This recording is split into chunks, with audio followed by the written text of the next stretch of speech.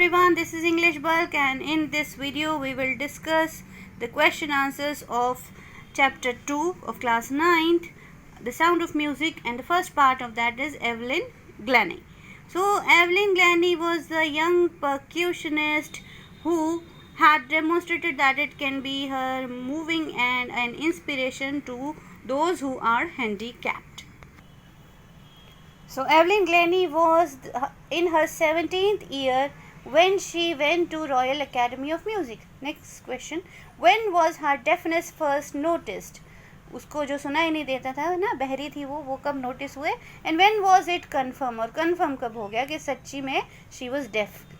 Her deafness was noticed first when they called her name to play the piano and she did not move. When her name was called and she did not move.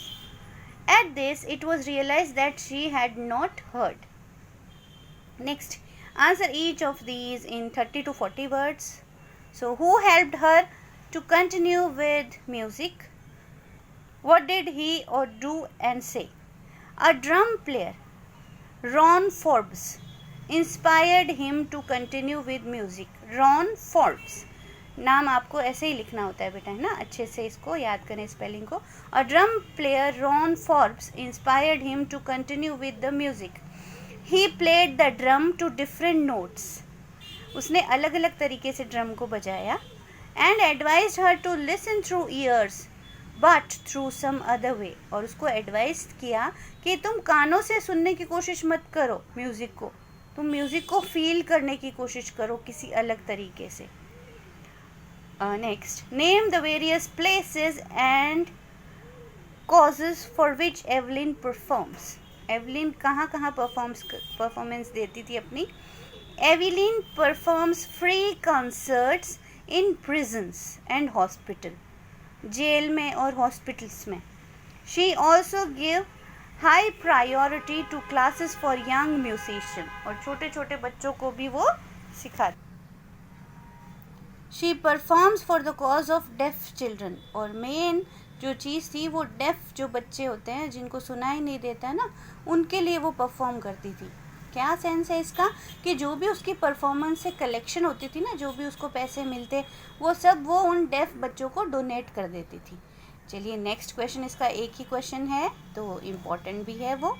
Next, how does Evelyn here music? Evelyn Glennie was a deaf girl. Her teacher discouraged her. Teacher ने discourage किया. But a drum player inspired. एक drum player ने उसको inspire किया. He played the drums in different tunings. अलग अलग tunes में बजाया ड्रम को. He advised her to listen music not through ears. Okay, there is a mistake over here. यहाँ पर ear होना चाहिए था. Ear. But to sense it some other way. Suddenly she realized that she could feel the higher drum from the waist up and the lower drum from the waist down. क्या feel किया उसने कि जब drum को higher बजाया जाता है ना, हायर, तो उसने अपने पेट के ऊपर वाले हिस्से में उसको फील किया है ना, और जब नीचे की तरफ लोअर ड्रम बजाया जाता है तो उसने वेस्ट डाउन, अपने पेट से नीचे की तरफ उसको फील किया, पैरों में फील किया उसको. She had learn to open her mind and body to the sounds and vibrations. देखो क्या होता है जब ईश्वर एक ताकत छीन लेता है ना तो दूसरी ताकत हमें दे देता है. तो उसकी सुनने की शक्ति चली गई, लेकिन वो उसकी म्यूज़िक को फील करने की शक्ति उसे मिल गई. She says that music pours in through every part of her body. वो कहती है कि मेरे हर बॉडी के पार्ट में से म्यूज़िक छन छन के आता है. She feels it in the skin में फील करती है, इन द चीक बोन्स, गाल में भी, हड्डियों में सुनाई देता है, उसको समझ में आता है, वाइब्रेशंस होती है. इवन इन हर हेयर, कभी कभी बालों में भी म्यूज़िक फील करती है.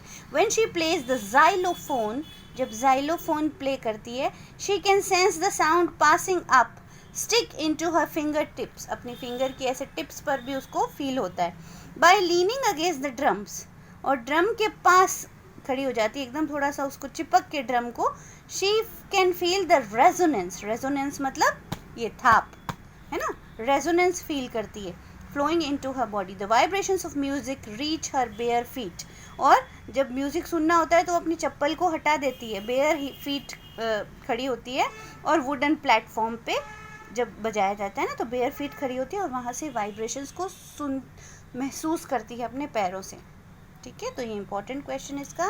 Don't forget to like, share and subscribe.